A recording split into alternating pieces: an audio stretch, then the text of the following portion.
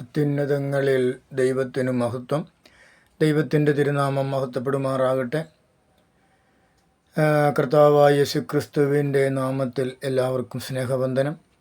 ഇന്ന് നാം ചിന്തിക്കുന്നത് രക്ഷ നിർണയം എന്ന വിഷയത്തെക്കുറിച്ച് തന്നെയാണ്. പാപങ്ങളെ മോചിക്കുവാൻ, പാപമോചനം നൽകുവാൻ ഈ ഭൂമിയിൽ അധികാരമുള്ളത് കർത്താവായ യേശുക്രിസ്തുവിന് മാത്രമാണ് എന്നുള്ള ആ ഒരു തിരുവചന ധ്യാനമാണ് ഇന്ന് ചെയ്യുന്നത്. അതിൻ്റെ പ്രാരംഭമായി വായിക്കാൻ ആഗ്രഹിക്കുന്ന തിരുവചനം എബ്രായർക്ക് എഴുതിയ ലേഖനം 1-ാം അധ്യായം 3-ാമത്തെ തിരുവചനം. എബ്രായർക്ക് എഴുതിയ ലേഖനം 1-ാം അധ്യായം 3-ാമത്തെ തിരുവചനമാണ് ആദ്യമായി വായിക്കുവാനായിട്ട് ആഗ്രഹിക്കുന്നത്. ക്രിസ്തു തൻ്റെ തേജസ്സിൻ്റെ പ്രഭയും തത്വത്തിൻ്റെ മുദ്രയും സകലത്തെയും തൻ്റെ ശക്തിയുള്ള വചനത്താൽ വഹിക്കുന്നവനും ആകൊണ്ട് പാപങ്ങൾക്ക് പരിഹാരമുണ്ടാക്കിയ ശേഷം ഉയരത്തിൽ മഹിമയുടെ വലത്തുഭാഗത്ത് ഇരിക്കുകയും ചെയ്തു.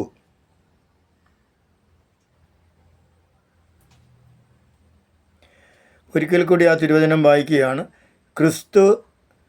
ക്രിസ്തുവിൻ്റെ തേജസ്സിൻ്റെ പ്രഭയും തത്വത്തിൻ്റെ മുദ്രയും സകലത്തെയും തൻ്റെ ശക്തിയുള്ള വചനത്താൽ വഹിക്കുന്നവനുമാകൊണ്ട് പാപങ്ങൾക്ക് പരിഹാരമുണ്ടാക്കിയ ശേഷം ഉയരത്തിൽ മഹിമയുടെ വലത്തുഭാഗത്ത് ഇരിക്കുന്നു. അപ്പോൾ ഈ തിരുവചനം ത്തിൻ്റെ ആദ്യ ഭാഗം ക്രിസ്തുവേശുവിൻ്റെ അനാദി കാലം, അതായത് നേരത്തെ ഉണ്ടായിരുന്ന ഈ ഭൂമിയിലേക്ക് വരുന്നതിന് മുൻപേ യേശുക്രിസ്തുവിനുണ്ടായിരുന്ന ആ മഹത്വത്തെക്കുറിച്ച് പറയുന്നതാണ്.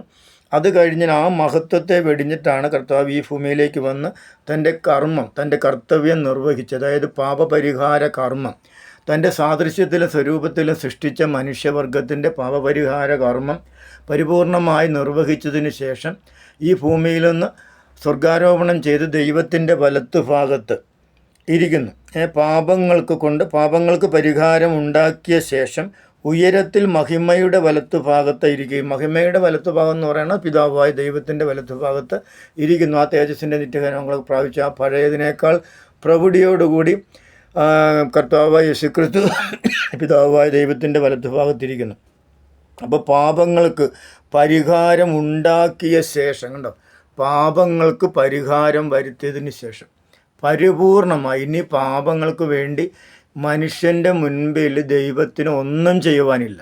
പാപപരിഹാരത്തിന് വേണ്ടി ദൈവം ചെയ്യുവാനുള്ള കാര്യങ്ങളെല്ലാം പരിപൂർണമായി കർത്താവായ യേശുക്രിസ്തു നിർവഹിച്ചതിന് ശേഷമാണ് പിതാവിൻ്റെ സന്നദ്ധിയിലേക്ക്, സ്വർഗത്തിലേക്ക്, തൻ്റെ മഹത്വത്തിലേക്കും തൻ്റെ പഴയ അവസ്ഥയിലേക്കും ദൈവം കർത്താവായ യേശുക്രിസ്തു കടന്നുപോയി ഇപ്പോൾ ആയിരിക്കുന്നത്. അപ്പോൾ അതിൻ്റെ കൃത്യമായിട്ട് ആ തിരുവചനത്തിലൂടെ പറയുന്നുണ്ട്. ഇനി അടുത്ത തിരുവചനം നമ്മൾ വായിക്കുന്നത് അപ്പസ്തോലന്മാരുടെ പ്രവൃത്തിയുടെ പുസ്തകം 5-ാമത്തെ അധ്യായം. പ്രവൃത്തിയുടെ പുസ്തകം 5-ാമത്തെ അധ്യായം, അതിൻ്റെ 31-ാമത്തെ തിരുവചനമാണ്. 5:31. 5-ാം അധ്യായം 31-ാമത്തെ തിരുവചനം.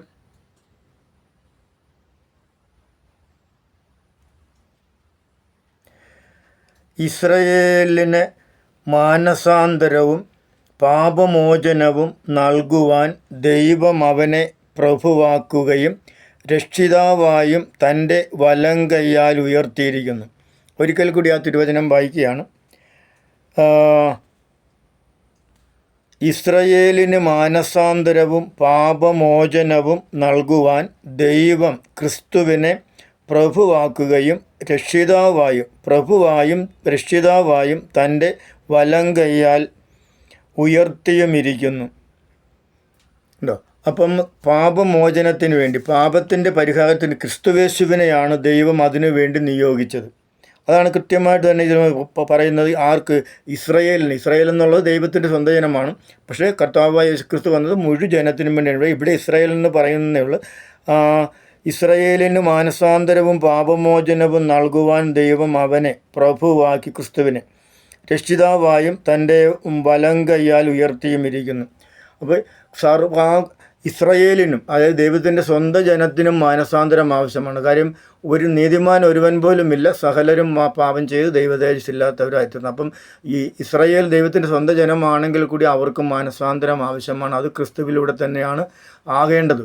അപ്പോൾ അതുകൊണ്ടാണ് ആ ഒരു തിരുവചനം ഇങ്ങനെ പറയുന്നത്. ഇനി നമ്മൾ അടുത്ത തിരുവചനത്തിലേക്ക് പോകുമെന്ന് പറഞ്ഞു കഴിഞ്ഞാൽ ഗലാത്യ ലേഖനം 4-ാം അധ്യായം, ഗലാത്യർക്ക് എഴുതിയ ലേഖനം 4-ാമത്തെ അധ്യായത്തിലേക്കാണ് നമ്മൾ കടന്നു പോകുന്നത്. 4-ാം അധ്യായം ഗലാത്യർ 4:4, ഗലാത്യർ 4:4.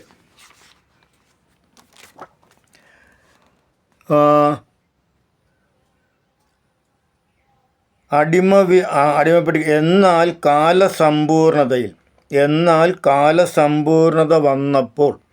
എന്നാൽ കാലസമ്പൂർണത വന്നപ്പോൾ ദൈവം തൻ്റെ പുത്രനെ സ്ത്രീയിൽ നിന്ന് ജനിച്ചവനായി ന്യായപ്രമാണത്തിന് കീഴെ ജനിച്ചവനായി നിയോഗിച്ചത്. അപ്പം ആ സ്ത്രീയിൽ നിന്ന് ജനിച്ചവൻ അതൊരു ദൈവിക വാഗ്ദാനമാണ്. അതായത് കർത്താവായ യേശുക്രിസ്തുവിൻ്റെ ജനനത്തിന് മുന്നവേ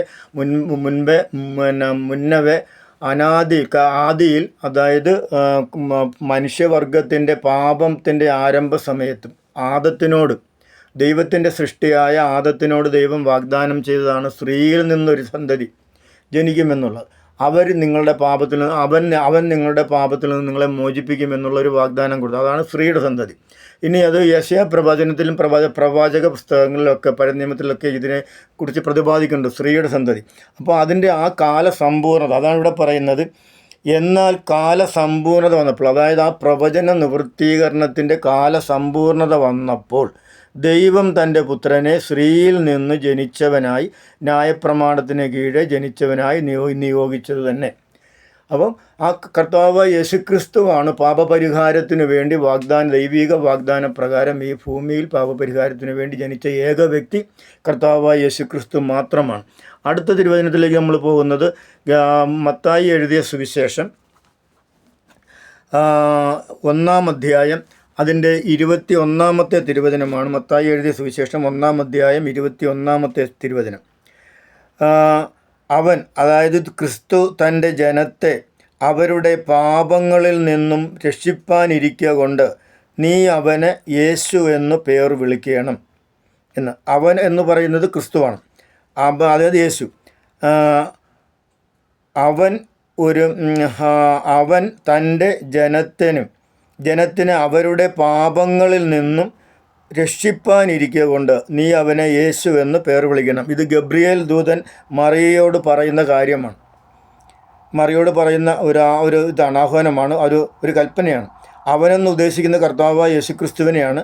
അവൻ തൻ്റെ ജനത്തെ അവരുടെ പാപങ്ങളിൽ നിന്നും രക്ഷിപ്പാനിരിക്കുക കൊണ്ട് നീ അവനെ യേശു എന്ന് പേർ ഇടയണം എന്ന് പറഞ്ഞു. അതായത് ഇവിടെ ഇത് യേശുക്രിസ്തുവിൻ്റെ ജനനത്തിന് മുൻപായിട്ട് ഉള്ള ആ ദൈവിക അരുളപ്പാട് മറിയയോട് അറിയിക്കുന്നതാണ്. സ്ത്രീയായ കന്യക, വിവാഹ നിശ്ചയം കഴിഞ്ഞ കന്യകയായ മറിയയോട് ദൈവത്തിൻ്റെ ദൂതനായ ഗബ്രിയേൽ ദൂതൻ അറിയിക്കുന്ന ദൈവിക സന്ദേശമാണ്. അപ്പോൾ നമ്മൾ നേരത്തെ വായിച്ചല്ലോ സ്ത്രീയുടെ സന്തതി എന്ന്. അപ്പോൾ അതിനുവേണ്ടി ദൈവം തിരഞ്ഞെടുത്തത് മറിയ എന്നുള്ള ആ എബ്രായ സ്ത്രീയെയാണ് ദൈവം തിരഞ്ഞെടുത്തത്. അവരോട് പറയുന്ന ആ ദൈവത്തിൻ്റെ ദൂതൻ, അതായത് ഗബ്രിയേൽ ദൂതൻ പറയുന്ന, അല്ലെങ്കിൽ ഗബ്രിയേൽ മാലാഖ പറയുന്ന ആ ആലോചനയാണ് ഇത് നമ്മൾ വായിച്ചത്. എന്താണ് യേശുക്രിസ്തുവിന് ഇടേണ്ട പേര്? എന്താണ് ആ പേരിൻ്റെ അർത്ഥം? എന്താണ്? അവൻ തൻ്റെ ജനത്തെ രക്ഷിപ്പാനിരിക്കുന്നതുകൊണ്ട്, രക്ഷകൻ, യേശു എന്ന വാക്കിൻ്റെ അർത്ഥം രക്ഷകൻ എന്നാണ്. അപ്പോൾ രക്ഷിപ്പാനിരിക്കുന്നത് കൊണ്ട് അവനെ യേശു എന്ന് പേർ വിളിക്കണമെന്ന് പറഞ്ഞു. അപ്പോൾ സ്ത്രീയിൽ നിന്ന് ജാതനാവുന്നു. ഇനിയിപ്പോൾ നമ്മൾ അതിൻ്റെ ഇതിൽ വായിക്കുമ്പോഴത്തേക്ക് അത് മകനെ പ്രസവിച്ചു, മകനെ പ്രസവിച്ചതായിട്ട് യേശുവിനെ അതിൻ്റെ 19-ാമത്തെ വാക്യത്തിൽ 19-ാമത്തെ, അതായത് മത്തായി സുവിശേഷം 5 മത്തായിയുടെ സുവിശേഷം 1-ാമത്തെ അധ്യായം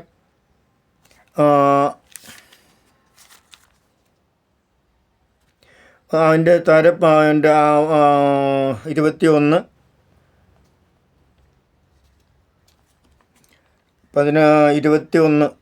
24, 25, 25-ാമത്തെ വാക്യത്തിൽ അവൻ അവളെ പരിഗ്രഹിച്ചില്ല. മകനെ അവൻ യേശുവെന്ന് പേർ വിളിച്ചു. അതായത് ദൈവത്തിൻ്റെ ആലോചന പ്രകാരം യൗസേപ്പ് പിതാവ് മകനെ യേശുവെന്ന് പേർ വിളിച്ചു. അതിൻ്റെ താഴത്തെ വാക്യമാണ്, ഇപ്പം നമ്മൾ നേരത്തെ വായിച്ചതിൻ്റെ നേരെ താഴെയുള്ള വാക്യമാണ്, മകൻ അവൻ യേശുവെന്ന് പേർ വിളിച്ചു.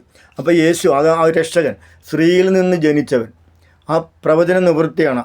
പിന്നെ ആദത്തിന് കൊടുത്ത, അതായത് യേശുക്രിസ്തുവിൻ്റെ ജനനത്തിൽ ആദ്യ മനുഷ്യനായ ആദത്തിന്, ദൈവസൃഷ്ടിയായ ആദത്തിന് കൊടുത്ത ആ വചനം, സ്ത്രീയിൽ നിന്ന് ജനിക്കുന്ന പിന്നെ പുരുഷൻ അല്ലെങ്കിൽ സ്ത്രീയിൽ നിന്ന് ജനിക്കുന്നവൻ നിനക്ക് രക്ഷ നൽകും, നിൻ്റെ പാപത്തിൽ നിന്ന് നിന്നെ മോചിപ്പിക്കുമെന്നുള്ള ആ വാഗ്ദാനത്തിൻ്റെ നിവൃത്തീകരണമാണ് ഇവിടെ കാണുന്നത്. അതുപോലെ തന്നെ ഞാൻ പറഞ്ഞല്ലോ, പഴയ നിയമത്തിൽ നിരവധിയായിട്ടുള്ള പ്രവചനങ്ങളുണ്ട്. സ്ത്രീയിൽ നിന്ന് ജനിക്കുന്ന, കന്യകയിൽ നിന്ന് ജനിക്കുന്ന എന്നുള്ള പ്രവാചക പുസ്തകങ്ങളൊക്കെ കർത്താവായ യേശുക്രിസ്തുവിനെക്കുറിച്ച് സങ്കീർത്തനങ്ങളിലൊക്കെ പറയുന്നുണ്ട്. അപ്പോൾ അതിൻ്റെ എല്ലാത്തിൻ്റെയും പ്രവചന നിവൃത്തിയാണ് ഇവിടെ സംഭവിക്കുന്നത്. മത്തായിയുടെ എഴുതിയ സുവിശേഷം 1-ാം അധ്യായം 21-ാമത്തെ തിരുവചനം. ഇനി മർക്കോസിൻ്റെ സുവിശേഷം, മർക്കോസ് എഴുതിയ സുവിശേഷം 2:7, പിന്നെ 2-ാം അധ്യായം 7-ാമത്തെ വാക്യം. മർക്കോസ് എഴുതിയ സുവിശേഷം 2-ാം അധ്യായം 7-ാമത്തെ തിരുവചനം.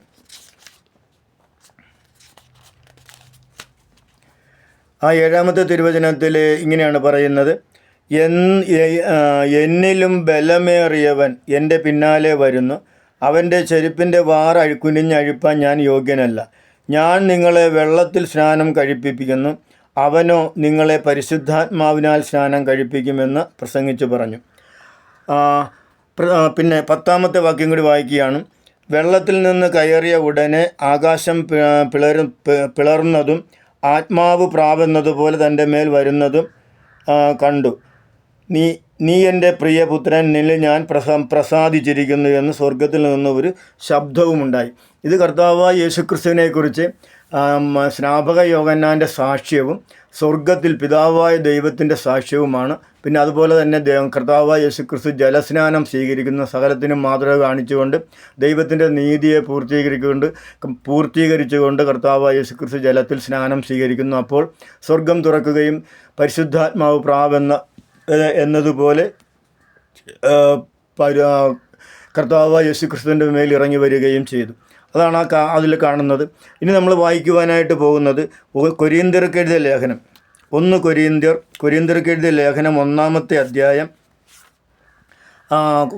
15-ാമത്തെ അധ്യായം. കൊരിന്ത്യർക്ക് എഴുതിയ ലേഖനം 1-ാം ലേഖനം 15-ാമത്തെ അധ്യായം, അതിൻ്റെ 55-56 വാക്യങ്ങളിൽ തിരുവചനങ്ങളിലേക്കാണ് നമ്മൾ പോകുന്നത്. 55-56 വാക്യങ്ങളിലേക്ക്.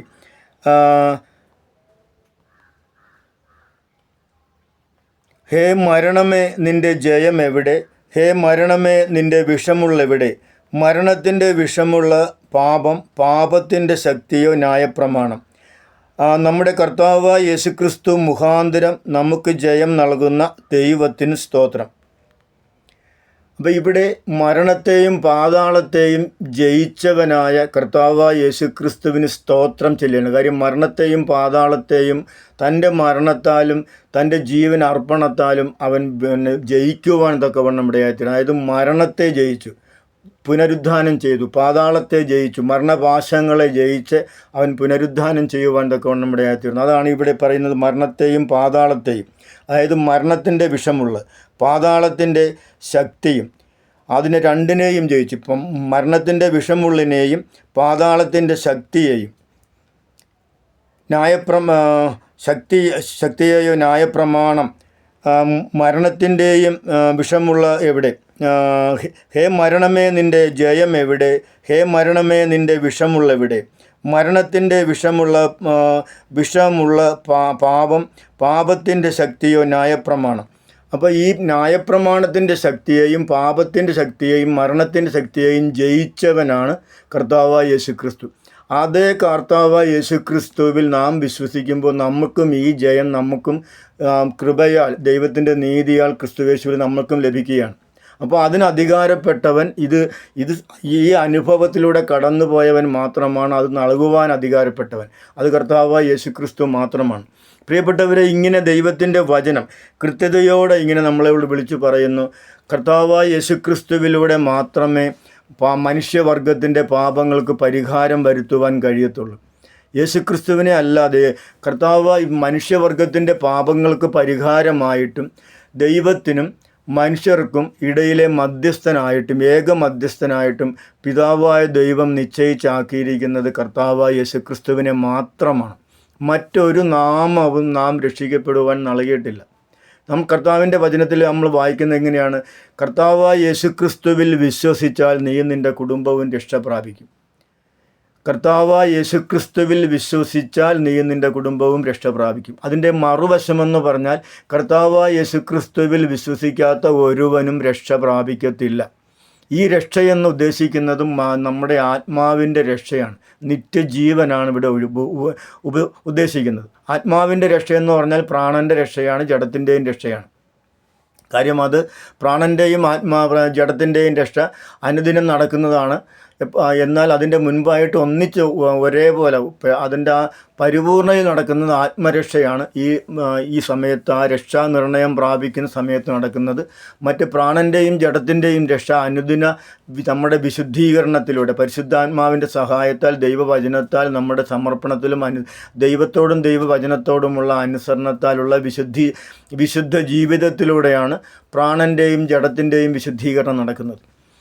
പൂർണ്ണമായ ആ വിശുദ്ധിയുടെ പരിപൂർണത നമ്മൾ വരുന്നത് ഒന്നെങ്കിൽ നമ്മൾ ക്രിസ്തുയേശുവിൽ മരിക്കുന്ന സമയത്ത്, അല്ലെങ്കിൽ കർത്താവായ യേശു ക്രിസ്തുവിൻ്റെ വരവ് വരെയും ഈ വിശുദ്ധീകരണം പ്രാണനിലെയും ശരീരത്തിലെയും ഈ വിശുദ്ധീകരണം തുടർന്നുകൊണ്ടിരിക്കും.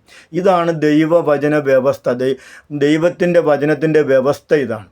അപ്പോൾ ഈ വ്യവസ്ഥ പ്രകാരം അല്ലാതെ കണ്ട് നിത്യജീവൻ പ്രാപിക്കുവാൻ, സ്വർഗരാജ്യത്തിലെത്തുവാൻ ആർക്കും കഴിയില്ല.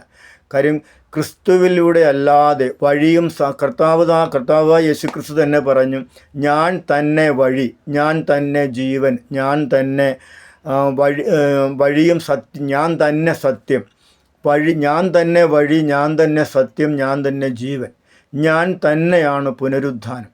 അപ്പോൾ ഇങ്ങനെ കർത്താവ് തന്നെ അത് അവകാശപ്പെട്ട കാര്യമാണ്. ഒരാൾ പോലും അങ്ങനെ അവകാശപ്പെട്ടിട്ടില്ല. ഒരു പ്രതിപുരുഷന്മാർ, ഈ ഭൂമിയിൽ ജനിച്ചിട്ടുള്ള ഒരു പുരുഷന്മാരും ഒരു സ്ത്രീകളും അങ്ങനെ അവകാശപ്പെട്ടിട്ടില്ല. ഞാൻ തന്നെ വഴിയാവുന്നു, ഞാൻ തന്നെ പ്രകാശമാവുന്നു, ഞാൻ തന്നെ ജീവനാവുന്നു, ഞാൻ തന്നെ പുനരുദ്ധാനമാവുന്നു, ഞാൻ തന്നെയാവുന്നു സത്യം എന്ന് അവകാശപ്പെട്ടത് എന്നിലൂടെ അല്ലാതെ ആർക്കും പിതാവിൻ്റെ സന്നദ്ധിയിലേക്ക്, മനുഷ്യവർഗത്തെ സൃഷ്ടിച്ചവനായ പിതാവിൻ്റെ അടുക്കലേക്ക് എത്തുവാൻ ക്രിസ്തുയേശു എന്ന വാതിലല്ലാതെ മറ്റൊരു വാതിലുമില്ല എന്നും മഹാ ഇടയനായ യേശുക്രിസ്തു തന്നെ പല പ്രാവശ്യം സുവിശേഷത്തിലൂടെ അരുളി ചെയ്തിട്ടുണ്ട്. അതുതന്നെ ലേഖനങ്ങളിലൂടെ പരിശുദ്ധാത്മാവ് തൻ്റെ അപ്പസ്തോലന്മാരിലൂടെ രേഖപ്പെടുത്തിയിട്ടുണ്ട്. ആകയാൽ പ്രിയപ്പെട്ടവരെ, കർത്താവായ യേശുക്രിസ്തുവിലൂടെ മാത്രമേ രക്ഷയുള്ളൂ. ആകയാൽ നിങ്ങളെല്ലാവരും, ഞാനിപ്പോൾ പറയുന്നത് ഈ ക്രൈസ്തവ മതം, അതായത് ക്രിസ്തു മതത്തിലെ വിശ്വാസികളും അതിൻ്റെ ഭരണകർത്താക്കളും എല്ലാവരും നിങ്ങൾ ഈ വചനപ്രകാരം നിങ്ങൾ ക്രിസ്തുവിനെ അനുഗമിക്കുക. അല്ലാതെ കണ്ട് നിങ്ങളുടെ നിയമങ്ങളും പാരമ്പര്യങ്ങളും ഐതിഹ്യങ്ങളും വെച്ച് അനുഗമിക്കുവാൻ നോക്കിക്കഴിഞ്ഞാൽ നിത്യനാശത്തിലേക്ക് പോകത്തുള്ളൂ. കാര്യം ഇത് ദൈവരാജ്യത്തിൻ്റെ കാര്യമാണ്. ഇവിടുത്തെ ഭൂമിയിലെ രാജ്യത്തിൻ്റെ കാര്യമല്ല. ഭൂമിയിലെ രാജ്യത്തിൻ്റെ കാര്യമാണെങ്കിലും ആ ഓരോ രാജ്യത്തുമുള്ള ആ പ്രമാണങ്ങൾ, അവരുടെ കൽപ്പനകൾ അനുസരിച്ചാൽ മാത്രമേ, അവരുടെ നിയമങ്ങൾ അനുസരിച്ചാൽ മാത്രമേ ആ രാജ്യത്തിൻ്റെ പ്രജയായി തീരുവാനായിട്ട് പറ്റത്തുള്ളൂ. അപ്പോൾ സ്വർഗീയ രാജ്യത്തിൻ്റെ കാര്യം എത്ര അധികമായിരിക്കും. കാര്യം സ്വർഗത്തിൽ വസിക്കുന്ന ദൈവം വിശുദ്ധനാണ്, യാതൊരു അശുദ്ധിയും ആ വഴിയിൽ കടന്നു പോകത്തില്ല. അപ്പം പരിശുദ്ധനായ ആ ദൈവത്തിൻ്റെ രാജ്യത്തിൽ വസിക്കുവാൻ എത്രമാത്രം നമ്മൾ ദൈവത്തിൻ്റെ വചനത്തെ അനുസരിക്കണം. ദൈവത്തിൻ്റെ വചനത്തെ അനുസരിക്കാതെ കൊണ്ട് പ്രിയപ്പെട്ട കത്തോലിക്ക അല്ലെങ്കിൽ നാമധേയ ക്രൈസ്തവരായിട്ടുള്ള വിശ്വാസികളെ, മേലധ്യക്ഷന്മാരെ, ഭരണകർത്താക്കളെ, നിങ്ങൾക്ക് നിത്യജീവൻ ലഭിക്കത്തില്ല. കാരണം നിങ്ങൾ പാരമ്പര്യപ്രകാരവും ഐതിഹ്യ പ്രകാരവും കർമാചാരങ്ങൾ പ്രകാരവുമാണ് ഈ മതത്തിൽ അംഗങ്ങളായി തീർന്നിരിക്കുന്നത്. ക്രിസ്തു എന്നുള്ളത്, ക്രിസ്ത്യാനിത്വം എന്നുള്ളൊരു മതമല്ല. ക്രിസ്ത്യാനിത്വം എന്നുള്ളത് അനുഭവമാണ്. ആ അനുഭവം എന്നുള്ളത് ഒന്നാമത്തെ കാര്യം, ആ അനുഭവത്തിലേക്ക് വരുവാനുള്ള ഒന്നാമത്തെ കാര്യം മാനസാന്തരമാണ്. രണ്ടാമത്തെ കാര്യം വീണ്ടും ജനനമാണ്. മൂന്നാമത്തെ കാര്യം രക്ഷിക്കപ്പെടുക എന്നുള്ളതാണ്. നാലാമത്തെ കാര്യം പിതാവിൻ്റെയും പുത്രൻ്റെയും പരിശുദ്ധാത്മാവിൻ്റെയും നാമത്തിൽ സ്നാനപ്പെടുക എന്നുള്ളതാണ്. ക്രിസ്തുവേശുവിനോട് ചേരുക, ദൈവസഭയോട് ചേരുക എന്നുള്ളതാണ്. അഞ്ചാമത്തെ കാര്യം പരിശുദ്ധാത്മാവിനാൽ സ്നാനം സ്വീകരിക്കുക എന്നുള്ളതാണ്. ആറാമത്തെ കാര്യം കൂട്ടായ്മ ആചരിക്കുക എന്നുള്ളതാണ്. ഈ കൂട്ടായ്മയിലുള്ള കാര്യങ്ങളാണ് അപ്പം നുറുക്കൽ, ആരാധന, പ്രാർത്ഥന. ഇത്രയുമാണ് ദൈവവചന സഭയിലെ, ദൈവം സ്ഥാപിച്ച സഭയിലെ അടിസ്ഥാന ഉപദേശങ്ങൾ. പ്രിയപ്പെട്ട ക്രൈസ്തവ നാമധേയ കത്തോലിക്കരായിട്ടുള്ള മുഴുവൻ സഭാവിഭാഗങ്ങളും, അല്ലെങ്കിൽ റോമാ സഭയുടെ മാർപ്പാപ്പായുടെയും ഭരണത്തിന് കീഴിലുള്ളതും അല്ലാത്തതുമായിട്ടുള്ള ക്രൈസ്തവ മതവിശ്വാസികളെ, മത നേതാക്കന്മാരെ, നിങ്ങളെല്ലാവരും ഈ പറഞ്ഞ 7 അടിസ്ഥാന ഉപദേശങ്ങൾ അനുസരിച്ചാണ് ദൈവസഭയിൽ അംഗമായിരിക്കുന്നെങ്കിൽ നിങ്ങൾ നിശ്ചയമായിട്ടും നിങ്ങൾ നിത്യജീവൻ അവകാശികളായിത്തീരും. അല്ല എങ്കിൽ ഈ അനുഭവത്തിലൂടെയല്ല, നിങ്ങളുടെ മതം പറയുന്ന കാനോൻ നിയമപ്രകാരമാണ് നിങ്ങൾ ക്രിസ്തുമതത്തിൽ അംഗങ്ങളാണെങ്കിൽ ആ ക്രിസ്തുമതത്തിലെ അംഗങ്ങളായിരിക്കും നിങ്ങൾ പോകുന്നത്. അതിൽ ദൈവത്തിൻ്റെ വചനം പറയുന്നു, അതിന് അങ്ങനെയുള്ളവർക്കായിട്ട് വരുന്നിരിക്കുന്നത് എതിർ ക്രിസ്തുവായ ലൂസിഫറിൻ്റെ അഥവാ സാത്താൻ്റെ മണവാട്ടി സഭയിലെ അംഗങ്ങളാണ് അവരെന്നാണ് ദൈവവചനം നമ്മളെ പഠിപ്പിക്കുന്നത്. മർമ്മം മഹദിയാം ബാബിലോൺ എന്നുള്ളതാണ് അതിൻ്റെ ആ പഠന വിഷയം. വെളിപ്പാട് പുസ്തകത്തിൽ പറയുന്ന മർമ്മം മഹദിയാം ബാബിലോൺ എന്നുള്ളത് എതിർ ക്രിസ്തുവായ സാത്താൻ്റെ, ലൂസിഫറിൻ്റെ മണവാട്ടി സഭയാണ്. ക്രിസ്തുവിന് മണവാട്ടി സഭയുള്ളതുപോലെ തന്നെ ദൈവസഭയാവുന്ന ക്രിസ്തുവേശുവിൻ്റെ മണവാട്ടി സഭയുള്ളതുപോലെ തന്നെ എതിർ ക്രിസ്തുവാകുന്ന സാത്താനും മണവാട്ടി സഭയുണ്ട്. അത് ഇങ്ങനെ ജീവിക്കുന്ന ആൾക്കാർക്കുള്ളതാണ് ആ സഭ. അവരാണ് ആ സഭയിൽ അംഗങ്ങളെന്ന് ദൈവവചനം പറയുന്നു. അപ്പോൾ നിങ്ങൾ തന്നെ സ്വയം നിങ്ങളെ തന്നെ വിലയിരുത്തുക. ഈ സത്യവേദ പുസ്തകപ്രകാരം നിങ്ങൾ വെച്ച് ആരാധിക്കുന്ന, പൂജിക്കുന്ന എന്നാൽ അനുസരിക്കാത്ത, തിരുവചനങ്ങളെ അനുസരിക്കാതെ കണ്ട് ആ വചനത്തെ വെച്ച് ആ ബൈബിൾ എന്ന പുസ്തകത്തെ വെച്ച് ആരാധിക്കുകയും പൂജിക്കുകയും തിരികെത്തിക്കുകയൊക്കെ ചെയ്യുന്നുണ്ട്. അപ്പോൾ ആ വചനം നിങ്ങൾ അനുസരിക്കുക, ആ വചനത്തിൽ പറഞ്ഞിരിക്കുന്ന ദൈവത്തെ അനുസരിക്കുക. അതാണ് കർത്താവ് പറഞ്ഞു, എന്നെ അനുസരിക്കുന്നവൻ, എന്നെ സ്നേഹിക്കുന്നവൻ എൻ്റെ വചനങ്ങൾ, എൻ്റെ കൽപ്പനകൾ പ്രമാണിക്കും. എൻ്റെ പിതാവ് അവനിൽ വന്ന് വസിക്കുകയും ഞാൻ അവനിൽ വന്ന് വസിക്കുകയും ഞങ്ങൾ അവനിൽ വന്ന് വസിക്കുകയും ചെയ്യും. അവർ എൻ്റെ ആലയമായിരിക്കുമെന്നാണ് കർത്താവായ യേശുക്രിസ്തു പറഞ്ഞത്. അപ്പോൾ പ്രിയപ്പെട്ടവരെ, നിങ്ങളെ തന്നെ ഒന്ന് ശോധന ചെയ്യുക, വിലയിരുത്തുക. ഈ തിരുവചനത്തിൻ്റെ അടിസ്ഥാനത്തിലാണോ, ഈ പറഞ്ഞ തിരുവചനത്തിൻ്റെ അടിസ്ഥാനത്തിലാണോ നിങ്ങൾ ക്രിസ്ത്യാനി എന്ന നാമധേയത്തിൽ അറിയപ്പെടുന്നത്? അല്ല എങ്കിൽ നിങ്ങൾക്ക് ഒരിക്കലും ദൈവരാജ്യത്തിൽ കടക്കുവാൻ ജീവപുസ്തകത്തിൽ നിങ്ങളുടെ ആരുടെയും പേരുണ്ടാകത്തില്ല. ജീവപുസ്തകത്തിൽ പേരില്ലാത്തവർക്കെല്ലാവർക്കുമുള്ള ഓഹരി തീയും ഗന്ധവും കത്തുന്ന നിത്യനരകം എത്രയെന്നാണ് വെളിപ്പാട് പുസ്തകം നമ്മളെ പഠിപ്പിക്കുന്നത്. അപ്പോൾ ആകയാൽ നിങ്ങളെ തന്നെ ശോധന ചെയ്യുക. എന്നിട്ട് യഥാർത്ഥ സത്യസഭ, ദൈവം സ്ഥാപിച്ച സത്യസഭയുടെ അംഗമായി തീരുക, ദൈവരാജ്യത്തിൻ്റെ പ്രജയായി തീരുക, നിത്യജീവൻ അവകാശിയും ഓഹരിക്കാരുമായി തീരുക. നമുക്കെല്ലാവർക്കും അന്ത്യത്തിൽ നിത്യതയിൽ ദൈവത്തോട്, ആത്മാവാകുന്ന ദൈവത്തോട്, സർവശക്തനായ ദൈവത്തോടുകൂടെ വസിക്കുവാൻ ഉള്ള മഹാഭാഗ്യം തമ്മിൽ കണ്ട് അവിടെ വെച്ച് ആനന്ദിക്കുവാൻ, സന്തോഷിക്കുവാൻ, ദൈവത്തോടുകൂടെ ദൈവത്തിൻ്റെ തിരുമുഖം കണ്ട്, നമ്മെ സൃഷ്ടിച്ചവനായ ദൈവത്തിൻ്റെ തിരുമുഖം കണ്ട് ഒന്നിച്ച് ആ ദൈവത്തെ ആരാധിച്ച് സന്തോഷിച്ച് ആ സ്വർഗീയ ജെറുസലേമിൽ, പുതിയ ഭൂമിയിലെയും പുതിയ ആകാശത്തിലെയും നിത്യതയായ ആ സ്വർഗീയ ജെറുസലേമിൽ നിത്യമായി ദൈവത്തോടുകൂടെ വസിക്കാൻ, ഇമ്മാനുവേൽ എന്നുള്ള ആ മനോഹരമായ ആ അനുഭവത്തെ അക്ഷരികമായി അനുഭവിച്ചുകൊണ്ടെന്ന് പറഞ്ഞാൽ ഈ ഭൂമിയിൽ അത് ആത്മീയമായി അനുഭവിക്കുന്നവർക്ക് മാത്രമേ അക്ഷരികമായ ആ അനുഭവത്തിലേക്ക് കടന്നു ചെല്ലുവാനായിട്ട് പറ്റത്തുള്ളൂ. ഈ ഭൂമിയിൽ ആ അനുഭവം, ഇമ്മാനുവേൽ, ദൈവം നമ്മോടുകൂടെ എന്നുള്ള അനുഭവം അനുഭവിക്കാത്തവർക്ക് ഒരാൾക്ക് പോലും ആ അക്ഷരികമായ ആ ദൈവ നിത്യതയിലേക്ക് കടന്നു ചെല്ലുവാനായിട്ട് കഴിയത്തില്ല.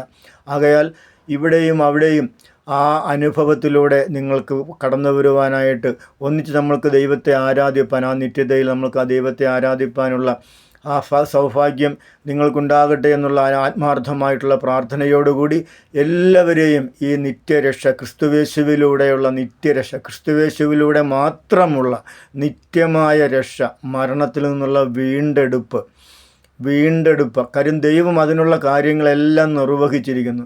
അത് പരിപൂർണമായി ഈ സത്യവേദ പുസ്തകത്തിൽ പരിപൂർണമായും പറഞ്ഞിരിക്കുന്നു. കാര്യം പൂർണ്ണ രൂപത്തിൽ, പരിപൂർണമായ രൂപത്തിൽ രക്ഷയുടെ കർമ്മം, രക്ഷാകര കർമ്മം പരിപൂർണമായി പൂർത്തിയാക്കി പിതാവായ ദൈവത്തിൻ്റെ വലത്തുഭാഗത്തിരിക്കുന്ന ദൈവത്തിൻ്റെ ആ പുത്രനായ യേശുക്രിസ്തുവിൻ്റെ വചനവും ആ ദൈവത്തെയും നിങ്ങൾ സ്വീകരിക്കുക, കർത്തൃത്വം അംഗീകരിക്കുക. ആ നിത്യതയിൽ ക്രിസ്തുവേശു നമുക്ക് സൗജന്യമായി നൽകുന്ന ആ നിത്യജീവൻ നമ്മൾ പ്രാപിച്ചെടുക്കുക. അതിനായി ദൈവത്തിൻ്റെ പരിശുദ്ധാത്മാവ് നിങ്ങളെ ഓരോരുത്തരെയും പാപത്തെക്കുറിച്ചും നീതിയെക്കുറിച്ചും ന്യായവിധിയെക്കുറിച്ചും ബോധ്യം വരുത്തി സത്യസഭയുടെ അംഗങ്ങളായി എല്ലാവരും, ലോകത്തിലെ സർവ്വ മനുഷ്യരും സത്യസഭയുടെ അംഗങ്ങളായി തീരുവാൻ, ദൈവരാജ്യത്തിൻ്റെ പൗരന്മാരും പൗരകളുമായി തീരുവാൻ, നിത്യജീവൻ അവകാശികളും ഓഹരിക്കാരുമായി തീരുവാൻ ഹല്ലേലൂയ സഹായിക്കട്ടെ എന്നുള്ള ആത്മാർത്ഥമായിട്ടുള്ള പ്രാർത്ഥനയോടുകൂടി ഈ തിരുവചന സന്ദേശത്തെ താൽക്കാലികമായി ഇവിടെ ഉപസംഹരിക്കുന്നു. ദൈവം സഹായിക്കട്ടെ. അത്യുന്നതങ്ങളിൽ ദൈവത്തിനു മഹത്വം, തിരുനാമത്തിനു മഹത്വം. മാറാനാഥ, മാറാനാഥ, മാറാനാഥ. കർത്താവായ യേശുവേ, വേഗം വരേണമേ.